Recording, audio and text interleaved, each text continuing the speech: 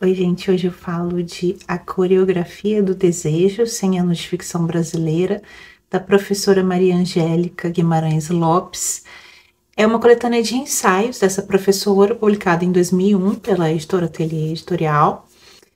Tem muitos ensaios muito interessantes aqui, por exemplo, um ensaio sobre Clarice em A Legião Estrangeira, três ensaios sobre Aníbal Machado, inclusive um bastante interessante em que a professora compara o João Miramar, do Oswald de Andrade, com o João Ternura, do Aníbal Machado. Também ensaios muito bons sobre Quincas Borba, né? Especialmente um que vai comparar Quincas Borba do Machado com o Retrato de uma Senhora, do Henry James. Mas aqui para o nosso clube eu vou trazer três ensaios que talvez interessem mais, que vão girar em torno de duas autoras aí, que poderiam encaixar aí na categoria de silenciadas ou esquecidas, que são a Júlia Lopes de Almeida e a Carmen Dolores. Então, o primeiro ensaio é o Júlia Lopes de Almeida e o trabalho feminino na burguesia, em que a professora vai examinar como a preocupação da Júlia com a educação da mulher no Entre Séculos vai influir na construção literária dos romances A Falência e A Intrusa, tá? Então ela vai trabalhar com esses dois romances. Para a professora, os três melhores romances da Júlia são A Falência, A Intrusa e A Viúva Simões. E aí ela vai se manifestar sobre o porquê disso, né? E tem a ver com o fato de que a Júlia consegue, segundo a Maria Angélica, nesses três romances, integrar muito bem a sua ideologia, especialmente quanto à educação e ao trabalho da mulher, ao tecido literário das narrativas, né? Então, essa ideologia da educação e do trabalho feminino, defendida pela Júlia Lopes de Almeida, segundo a Maria Angélica, especialmente nessas duas obras, A Falência e A Intrusa, não vai se sobrepor aos elementos aí literários, né? A construção literária do romance, mas sim vai se integrar a essa construção, principalmente na formação da psicologia dos personagens, da condução da narrativa e do tema abordado. E aí ela vai contrastar essas três obras com A Família Medeiros e Correio da Roça, que para ela seriam obras menores da Júlia. Isso é muito pode ser discutido, né, gente? Porque para ela, em A Família Medeiros e Correio da Roça, esse elemento ideológico vai se sobrepor aos elementos estéticos literários, e aí ela chama essas duas obras de agradáveis sermões. Eu gosto muito de A Família Medeiros, né? Então eu me sinto um pouco atingida quando ela diz isso. Não sei se eu diria que os elementos ideológicos se sobrepõem aos elementos literários. É um romance que nos engaja muito, né? Não sei o que vocês acham. Correio da Roça foi propositalmente escrito pela autora como um romance educativo, né? Então foi o propósito da autora que esses elementos didáticos se sobrepusessem, né? A ficção serviria apenas para conduzir o leitor a esse conhecimento que ela queria trazer ao público. E ela via, inclusive, Correio da Roça, né, como parte de uma trilogia temática, né? Composta aí pelo livro A Árvore, pelo livro Jardim Florido e Correio da Roça. Então não sei se eu julgaria assim Família Medeiros como um romance menor. É um grande romance da Júlia. Mas tá, vamos nos focar aqui nos romances que vão ser analisados pela professora. Então ela vai analisar como o posicionamento da Júlia sobre a mulher burguesa, né, especialmente nos campos da educação e do trabalho, vai transparecer nessas obras. E vamos lembrar que o foco da Júlia é manter, né, o papel central da mulher como esposa e mãe, mas não limitar a mulher a esse papel, né? Com base nesse papel é que ela vai defender a educação e a profissionalização da mulher, né? Para melhor execução da sua função de esposa e mãe, especialmente de educadora dos futuros cidadãos da pátria.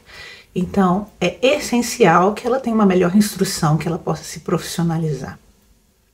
Quanto ao romance A Falência, a professora Maria Angélica vê aí um contraste entre as personagens solteiras, contraste esse fundado em concepções de instrução da mulher, né? Então nós temos aí a personagem Nina, que é uma personagem órfã, de poucos recursos, que teve pouco acesso à educação, e ela é agregada aí da família principal, e é contrastada com a personagem da Catarina, que também é órfã, mas de muitos recursos, teve acesso a uma boa educação, e aí um exemplo de jovem moderna, vista de forma positiva pela Júlia Lopes de Almeida, né?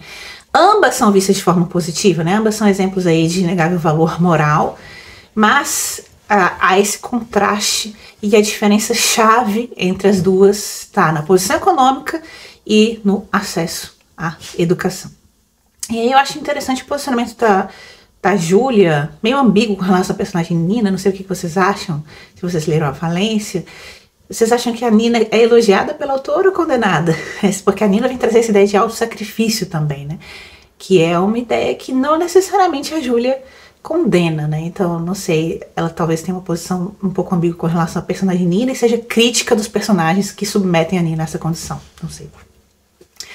Também na obra Falência nós temos o contraste entre uma personagem que vai exemplificar a esposa tradicional daquele tempo, né? Que seria a Camila, e as jovens modernas, que seriam aí a Ruth e também, de certa forma, a Catarina, né? E esse contraste fundado, mais uma vez, com relação a uma concepção específica do papel da mulher, né, como algo fundado na educação, na profissionalização, que não vai entrar em combate com o papel essencial de mulher, esposa e mãe, mas vai complementá-lo. Inclusive, a Camila não é uma boa mãe, não é uma boa esposa, né, justamente porque talvez lhe falte esse complemento da instrução, que seria uma instrução que levaria, inclusive, a uma elevação moral da mulher. No romance A Intrusa, nós temos a personagem solteira, que vai trazer alguns elementos da Nina e alguns elementos da Catarina, né? Que é a Alice. A Alice é uma órfã que, no momento em que ela se encontra, tem poucos recursos, se vê obrigada a trabalhar como governanta. Mas isso, talvez assemelhe aí a figura da Nina, mas ela não tem nem parentes próximos para os quais ela possa ser uma agregada que nem a Nina, né? Mas ela teve acesso a uma boa instrução, então isso a aproxima talvez da Catarina aí. E nós temos também em A Intrusa um contraste entre uma mulher que representa a geração antiga e uma mulher que representa mulheres que representam a nova geração, né? Nós temos a baronesa, a mãe da Maria da Glória, representando aí essa mãe de família, né? O papel tradicional da esposa. E nós temos as figuras da própria Alice e da Maria da Glória, aí, contrastando, trazendo uma nova noção de nova mulher. Então, o que a Maria Angélica vai falar é que as facetas ideológicas quanto à educação da mulher e quanto à profissionalização da mulher defendidas pela Júlia, elas vão compor principalmente a caracterização dessas personagens e os contrastes entre elas, mas não só, eles são também os fios condutores da narrativa nesses dois romances. Especialmente a profissionalização do trabalho é um tema desses dois romances, segundo a professora, e aí é um tema em que há um contraste entre trabalhos da esfera masculina e trabalhos da esfera feminina, tal como concebido naquela época, né? Isso é bem claro na Falência, quando a gente tem um contraste entre o mundo do trabalho, quando o romance começa, o mundo do trabalho no foco masculino, do Francisco Teodoro, né? E aí o trabalho das mulheres, né? Mas também podemos ver isso também na Intrusa, quando nós temos o pai, né, que vai contratar a governanta, ele é advogado, nós temos esse ambiente em que ele frequenta, né, os homens com os quais ele conversa. Então é um exemplo do trabalho masculino, a esfera pública, e contrastado com a esfera privada do trabalho feminino, que vai ser representada ali pela Alice, que vai ser praticamente invisível nessa história, né? E os dois romances vão tentar trabalhar essa difícil transição para a mulher da esfera privada, do trabalho na esfera privada, para o trabalho na esfera pública, né? E o fazem de forma um tanto ambígua, né? Sempre um ponto de crise para as personagens quando elas têm que fazer essa transição. E são romances próprios de um período de transição, né? Um período em que a mulher está nesse meio termo, né? De ter que assumir as funções da esfera privada, que são tradicionais, não poder negá-las, mas ao mesmo tempo ser levada ou querer assumir novos papéis na esfera pública. Ensaio bastante interessante. Outro ensaio que pode nos interessar aqui diz respeito a Carmen Dolores, né? Já falei dessa autora no podcast, e a gente vai ler A Luta, né, dela no segundo semestre, em agosto. E aqui o ensaio que é trazido pela professora é intitulado Carmen Dolores, Jornalismo, Literatura e Feminismo na Bela Época Brasileira. E ela vai analisar a forma como a Carmen Dolores, nas suas crônicas e nos seus contos, vai refletir uma concepção própria sobre a posição da mulher naquela época. Ela não trabalha com o romance A Luta, tá? Ela vai trabalhar só com os contos e as crônicas. E ela vai trabalhar com os contos de gradações e um drama na roça, com as crônicas que foram reunidas, né, que ela publicou no jornal País. e foram reunidas na obra Ao Esvoaçar da Ideia. Tá, e o que ela vai trazer pra gente é que, em geral, nessas narrativas curtas, a narrativa, a sorte das personagens femininas sempre está ligado à sua... ao seu acesso à educação, né? As suas posições sobre educação, ao seu acesso à profissionalização e também ao divórcio. Então, geralmente as falhas das personagens, quando há, elas estão ligadas com algo relacionado a uma ausência de acesso a essas três instituições, especialmente uma ausência de acesso à instrução.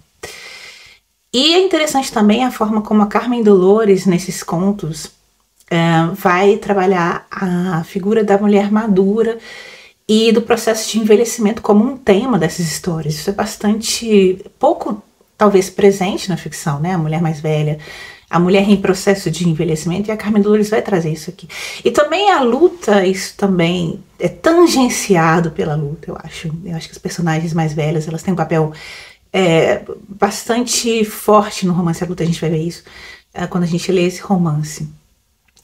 Outra preocupação da Carmen Dolores é com a mulher que foi abandonada, a mulher que se viu numa situação de azar, né, foi maltratada, se encontra por um motivo ou outro desprotegida, e como lidar com essa situação em um contexto em que as instituições não estão voltadas para esse tipo de problema, né? E foi uma coisa vivenciada pela própria Carmen Dolores, já falei muitas vezes aqui, quando ela perdeu o marido, teve que se virar. A autora também aponta algumas contradições da Carmen Dolores, principalmente com relação à ideia de feminismo, né? Algumas noções de feminismo ela abarca, mas ela é muito ambivalente com relação a esse movimento. Eu vou ler um trecho aqui, citado de uma crônica da Carmen Dolores no jornal O País, de 1910.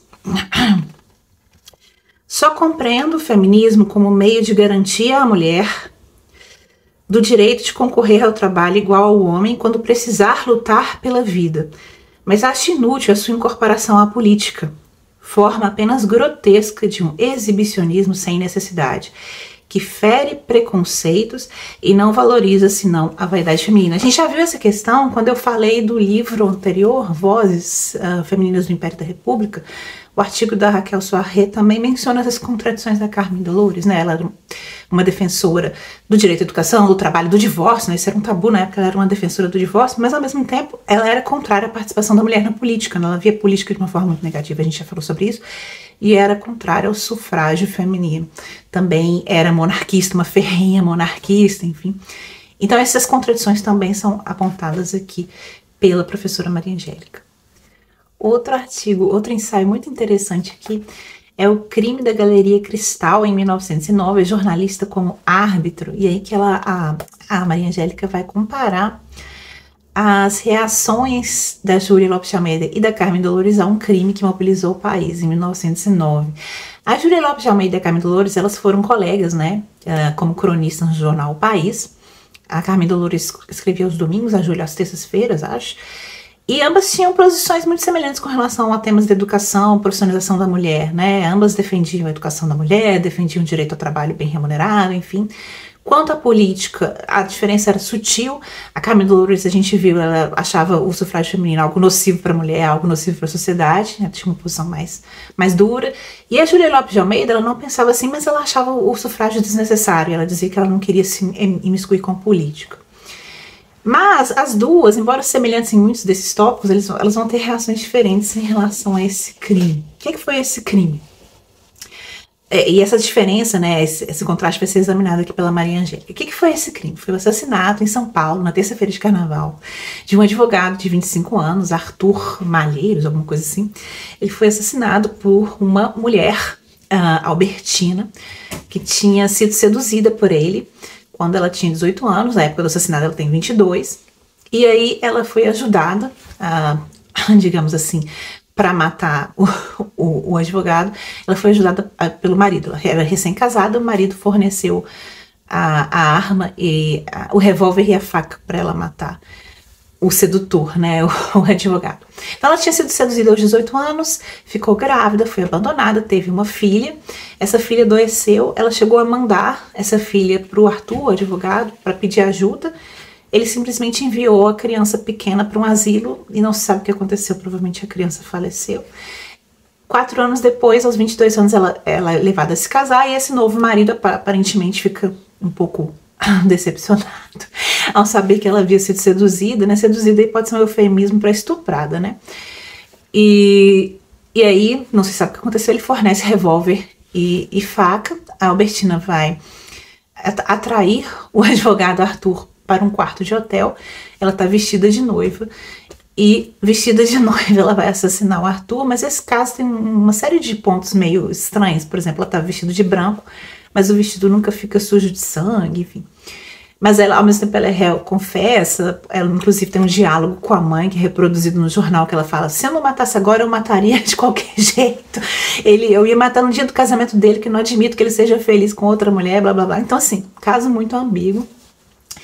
E foi muito polêmico na época, muito discutido. E a Carmen Dolores, nas suas colunas, vai expor uma opinião e a Júlia Lopes de Almeida vai expor outra. Segundo a Carmen Dolores, a Albertina é um monstro social.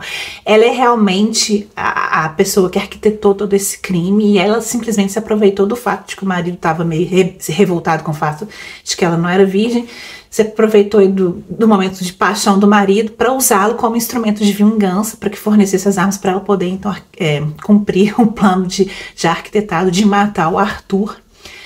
E Carmen Dolores dá a entender que o fato de a Albertina ter perdido a virgindade seria que ela era uma mulher moderna, ou seja, ela era uma mulher sem nenhum valor moral. Ela era praticamente culpada por ter sido seduzida ou talvez estuprada. E a Carmen Dolores parece colocar no mesmo plano de valor aí o fato de que ela assassinou o marido e o fato de que ela perdeu a virgindade, deixou de ser virgem. Os dois fatos estariam no mesmo plano moral e os dois seriam culpa dela como uma jovem pecadora, uma jovem moderna. Nós já vimos que a Carmen Dolores via com muito maus olhos as jovens modernas, né? As flores modernas, como escreveria sua filha Crisantema. Já a Júlia Lopes de Almeida vai dizer que não, vai dizer que a Albertina era apenas uma mulher que se deu mal no amor, era uma alma fraca e ela até tentou levar uma vida honesta depois de ter essa filha, foi trabalhar como professora e infelizmente foi punida por isso quando a filha faleceu. E o assassinato seria, na verdade, resultado de fatores, na maior parte, alheios à vontade da Albertina, ligados aí à sociedade na qual ela estava inserida. Olha a crítica da Júlia, aqui eu vou citar um trecho. O ato da Albertina praticamente nem foi um ato voluntário, mas seria o resultado de leis de uma sociedade madrasta e ingrata para com as mulheres. E ela vai ver que, na verdade, a Albertina era uma vítima, quase uma vítima de um romance naturalista, e vítima de 3 algozes. O primeiro, o pai, que a teria abandonado quando ela era criança, o segundo, o sedutor, né, o advogado que a teria estuprado, seduzido, e o terceiro, o próprio marido, que teria sido, ele sim, o instigador do crime, porque teria, de forma passional, se rebelado aí contra a perda de virgindade da esposa e teria, com isso, usado a esposa para matar o advogado. Veja como a Júlia inverte o raciocínio aí formulado pela Carmen Dolores. E um outro ponto muito interessante que a Júlia vai abordar é a reação que a sociedade tem de forma diferente. Acho que o cachorro quer contato aqui, daqui a pouco eu tenho que terminar esse vídeo. Como a sociedade reage de forma diferente a crimes passionais quando eles são cometidos por mulheres e cometidos por homens. Esse foi um crime passional. E aí ela tem um trecho muito interessante que eu vou citar também, que alegam os assassinos de mulheres em face do tribunal. Alegam que foi por desafronto de sua honra que puniram a faca ou a bala a esposa delinquente. E a Júlia vai argumentar, ora, se os homens podem matar as esposas adúlteras, né, sob esse argumento aí de crime passional para defesa da honra deles, então a Albertina também pode matar seu sedutor para a defesa da sua honra, porque ela tinha sido desonrada e não só isso, abandonada como uma filha bebê. Veja só o raciocínio da Júlia. Aparentemente a Albertina foi inocentada no julgamento final e a Carmen Dolores se rebelou com relação a esse julgamento, falou que era totalmente errado, mas a Júlia Lopes parou de se manifestar sobre o caso. Achei muito, muito interessante esse artigo, eu acho que vale a pena trabalhar, inclusive, sei lá, em júri simulado, esse caso, né, assim, na escola, quando a gente é estudante, sempre tem um júri simulado, eu adoraria ter trabalhado esse caso, achei bem interessante. Bom, esses são os ensaios que eu gostaria de apresentar aqui para vocês que podem interessar, né, para os leitores do nosso clube de leitura. Não dizem respeito diretamente aos romances que a gente vai ler, embora digam respeito à autora Carmen Dolores. Mas espero que vocês tenham gostado e eu vejo vocês no próximo livro, no próximo vídeo.